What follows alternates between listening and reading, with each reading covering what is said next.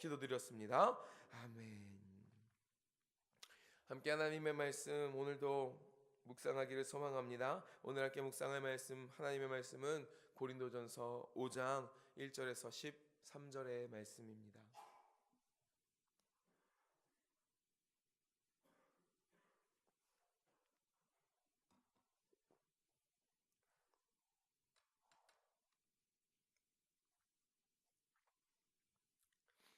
고린도전서 5장 1절에서 13절의 말씀을 우리가 한 절 한 절, 제가 한 절, 여러분 한 절 교독하신 후에 13절의 말씀은 함께 읽도록 하겠습니다. 다 찾으신 줄 믿고 제가 먼저 읽겠습니다. 너희 중에 심지어 음행이 있다 함을 들으니 그런 음행은 이방인 중에서도 없는 것이라 누가 그 아버지의 아내를 취하였다 하는도다.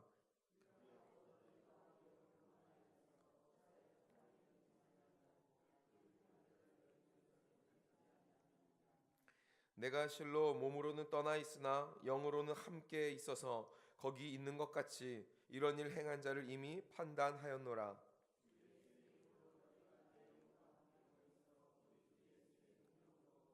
이런 자를 사탄에게 내어 주었으니 이는 육신은 멸하고 영은 주 예수의 날에 구원을 받게 하려 함이라.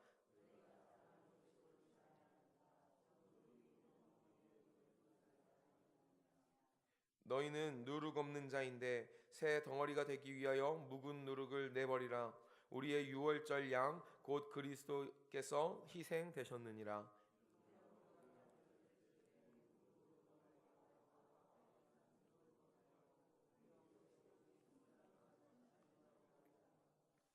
내가 너희에게 쓴 편지에 음행하는 자들을 사귀지 말라 하였거니와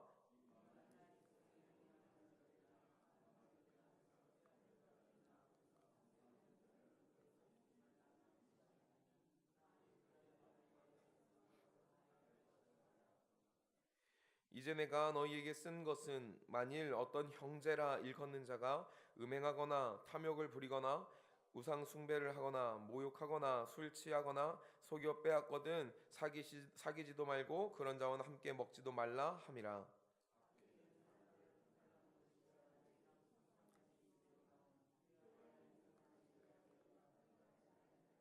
함께 읽겠습니다. 밖에 있는 사람들은 하나님이 심판하시려니와 이 약한 사람은 너희 중에서 내쫓으라. 아멘. 우리가 계속적으로 고린도전서 말씀을 묵상하고 있습니다.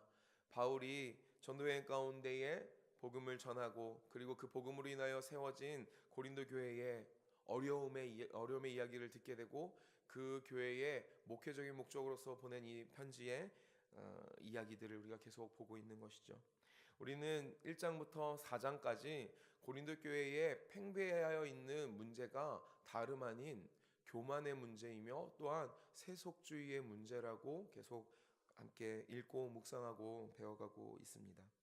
그 교만과 세속주의로 점철된 교인들의 여러 가지 문제를 지적하면서 오늘 함께 읽은 이 5장 말씀 가운데에는 그 중에 나타난 현상의 하나를 아주 신랄하게 비판하는 바울의 모습을 볼 수 있는 것이죠.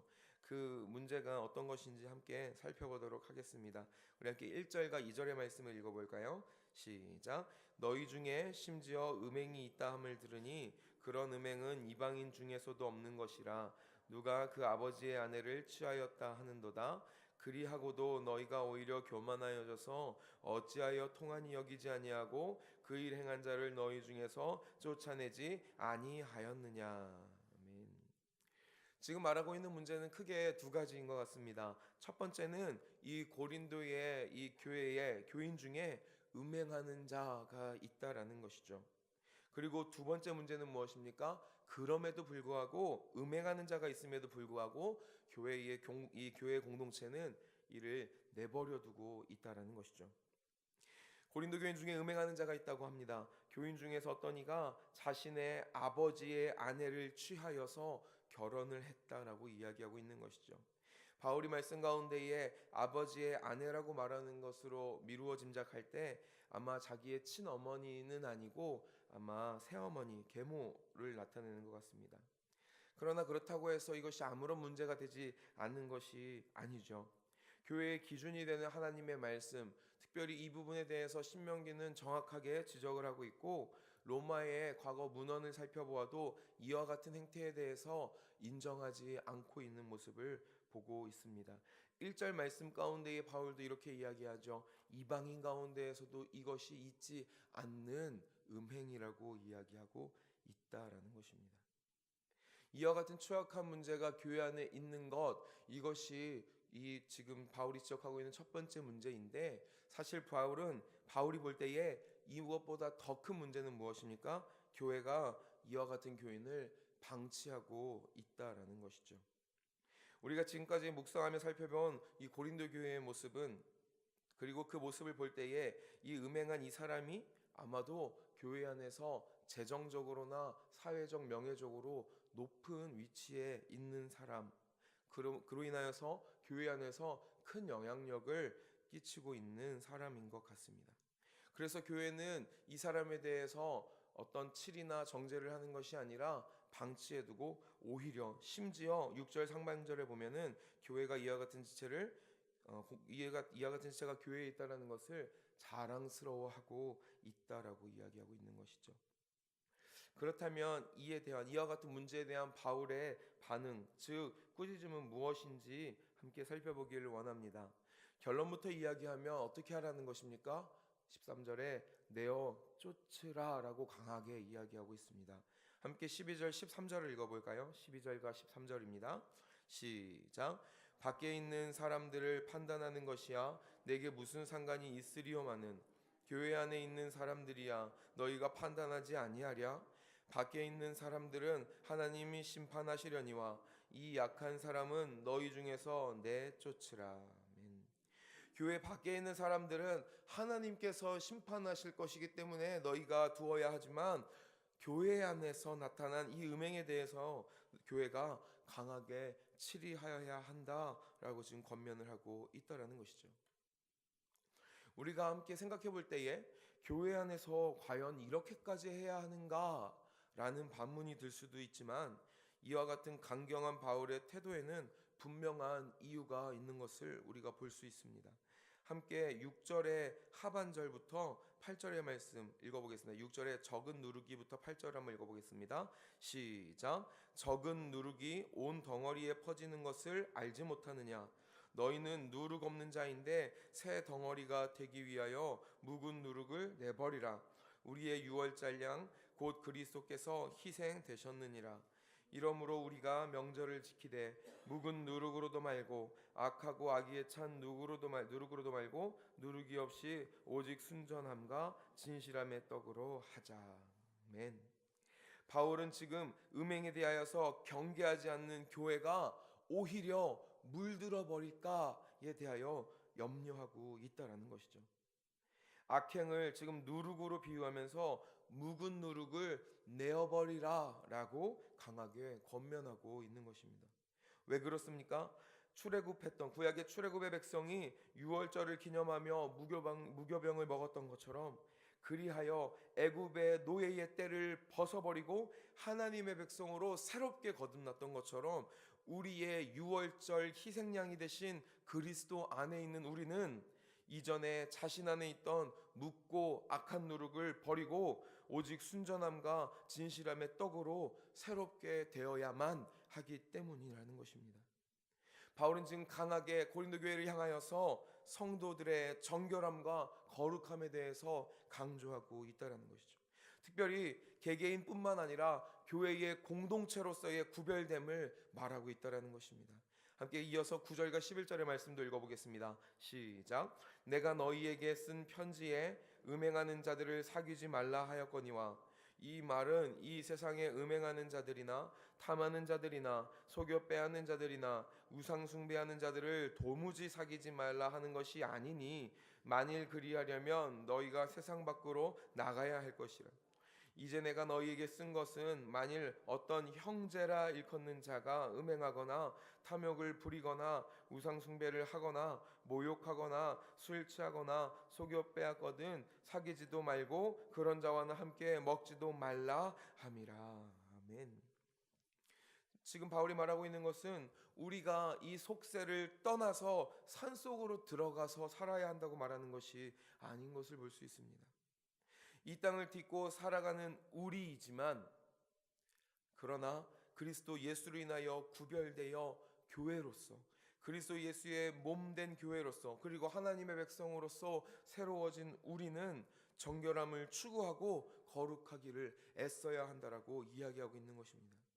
11절 말씀 가운데 지금 바울은 만일 어떤 형제라고 일컫는 자라고 특별히 강하게 구별하여 말하고 있는 것이죠.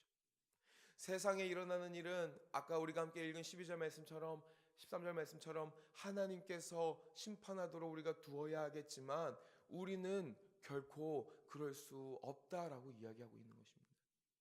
예수 그리스도의 십자가를 믿는 우리는, 그 십자가의 은혜로 인하여 대속의 은혜를, 그 은혜를 입은 우리는 그 은혜를 헛되이 할 수 없다라고 지금 바울은 이야기하고 있다라는 것이죠. 바울이 강하게 권하고 또 권하는 이유, 교회의 정결과 거룩이 중요하고, 그리고 그것이 교회가 마땅히 추구해야 할 일이기 때문이라는 것입니다. 우리 함께 읽은 이 말씀을 좀 적용해 보면서 생각해 보기를 소망합니다. 그 첫 번째는 무엇입니까?